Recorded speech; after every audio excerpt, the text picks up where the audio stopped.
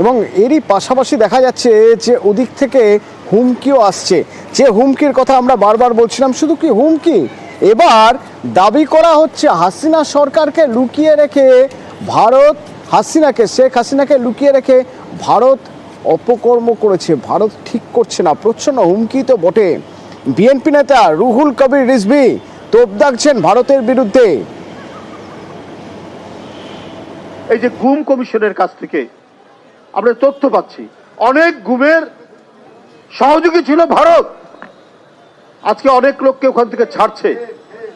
এখন এটার ব্যাপারে তো একটা তদন্ত হওয়া উচিত। এই যে লোকগুলোকে ছাড়ছে, তাহলে এদেরকে কি এরা কি গুম ছিল ভারতে? শেখ হাসিনার গুমের সহযোগী যে আপনারা ছিলেন পার্শ্ববর্তী দেশ, তার প্রমাণ তো আমাদের স্ট্যান্ডিং কমিটির মেম্বার সালাউদ্দিন। বাংলাদেশে সে 2 মাস আপনার গুম থাকলো, তারপরে তাকে পাওয়া গেলে ভারতে।